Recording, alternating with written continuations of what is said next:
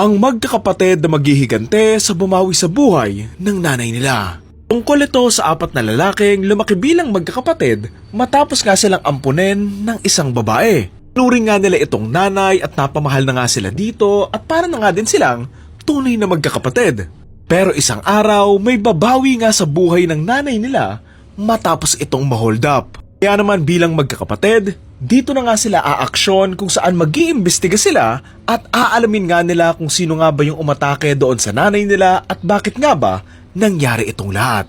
Title ng movie, Four Brothers. Kung fan kayo ng mga hood and syempre revenge movies, then baka magustuhan nyo to. Hindi lang to basta action movie kasi it's also about family at ano nga ba yung itsura ng totoong hustisya. What I love from this film is yung pagiging quirky nga nito na hindi lang siya seryoso given the premise but also may mga comedic moments pa din na naipasok nga nila na maayos doon sa story. Meron silang time for action, may time para magpatawa, and may time din na magpapa-emotional sa'yo, lalo na nga yung part na inaalala nga nila yung nanay nila nung nabubuhay pa. Siguro malaking factor na rin na maganda nga yung chemistry ng mga actors dito na gumanap nga bilang magkakapatid and yung mga characters nga nila mismo na kahit hindi nga sila magkakadugo, para na din silang tunay na magkakapatid eh.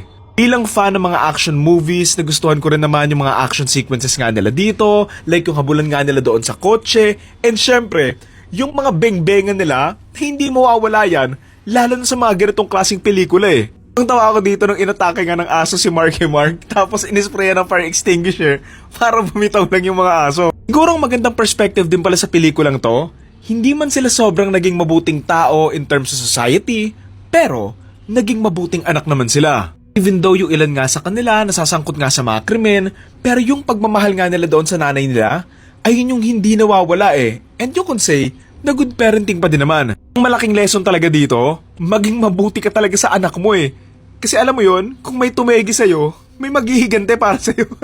Yun, it's a fun movie and I enjoyed the chaos out of it. Pero medyo predictable lang talaga yung plot. Oo, nalungkot ako nung nategi nga yung isa sa mga kapatid nila. Pero hindi rin kasi nila masyadong nagamit yung conflict or issue na yun masyado para mas maramdaman nga ng audience doon sa second half nga ng film. O okay naman yung twist kung bakit nga ba nangyari doon sa nanay nila yon, pero medyo weak lang yung reasoning and paano nga naipasok itong mga kriminal na umaatake nga doon sa mga bida. Hindi rin nakatulong na I find the main villain kinda weak and paano nga siya na-incorporate doon sa magkakapatid and doon sa story.